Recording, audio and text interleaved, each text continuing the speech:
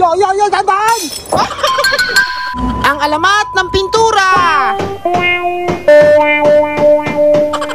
So yun guys, magandang araw sa inyong lahat. Bali for today's video, dadaling ko na ngayon si Shiro sa pagawaan. Ipapagawa ko na yung pingkot na natrasan ng van. Isasama ko na din itong pakpak para lalong mas mabilis tingnan. At eto na nga pala, ang Shopee budol kong manibela sa aking asawa. Grabe naman yan, buti na lang hindi ako namura. At eto na nga, dahan-dahan lang akong umaatras. Silip-silip lang ng konti kasi pag nagagasgas, lalo na naman tayong tagas. At habang palabas na nga ako ng grahe, natutuwa talaga ako dito sa Shopee budol kong manibela. Akala ko talaga mamumura ako ng sobra. Pero okay lang daw yun, basta ang ulam namin isang linggong delata. At eto na nga, isang mabilisang usapan. Nakarating na pala ako sa pagawaan ang hindi ko namamalayan. At eto na nga agad ang aking nadatnan. Ipwesto ko na to si Shiro para magawa na agad yung natrasan ng van. At ayan na nga, yun nangyari sa pinalo namin. Grabe naman talaga yun, napakasakit sa damdamin. So yun guys, nandito na tayo ngayon sa paripaintan kay Kuya Bongbong.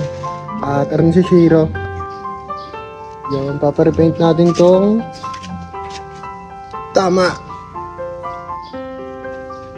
Ito guys yung natrasan ng van, papagawa na natin. Tapos maglalagay na rin tayo ng access wings. Papalagay natin sa likod yung access wings. At ayun na nga, tapos na yung madramang patalastas. Nilehan na agad ni Kuya ng napakatalas. At pagkatapos nga lihahin ni Kuya, papaluin naman. Ito yung napakasakit sa damdamin, ang hirap tingnan. Talagang mapapangiwi ka dito ng kaunti. Kaya sabi ko kay Kuya, palaway ako, baka ako'y iyong may bate.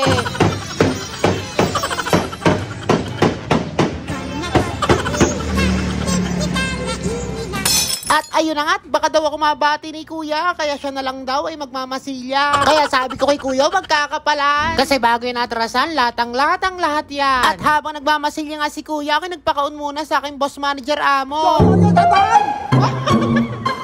Grabe naman yun, nakakatala talagang umangkas. Pinaparampa yung barako sa mga malalaking hang. Uuwi lang ako saglit para kumain. At dahil hindi ka mapakali, bumalik na rin. At ayun na nga, pagkabalik ko, nakamasilya na. Maya-maya daw kanyang pipintahan na. At habang nilelehangan ni Kuya, balikan ko na lang daw bukas. Kaya nagpakunali ako sa aking boss manager amo. Yun yung driver ng rumarampang barako. Bye-bye!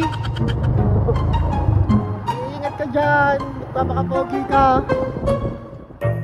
At gaya nga ng sabi ni Kuya, balikan ko daw bukas. Pero dahil hindi nga ako mapakali, binalikan ko na agad ng ilang oras. At yan na ngayon nadatnan ko dahil hindi ako mapakali. Alam niyo naman, gusto lagi pulido yung dali. At habang binubuguhan nga ni Kuya, balikan na lang daw talaga bukas. Pero talagang hindi ako mapakali. Kaya binalikan ko na uli ng ilang oras. Baka sabihin ni Kuya, napakatikas talaga ng ulo. Ganun talaga pag mahal na mahal mo yung alaga mo. At eto na nga nung aking madatnan. Iba-iba at pogi lalo tingnan. Pero si Kuya mukhang nakukulitan. Kailang pabalik-balik na daw ako ng kainaman. Ay siya paano, baka mapalo pa ako ni Kuya. Babalikan ko na lang talaga bukas at magdadala ako ng pangmerienda. Ay siya paano, hindi ko na mamalaya, napahaba na ng pala ating kwentuhan. Kita kasi lang tayo next video. Maraming salamat sa inyong lahat dyan.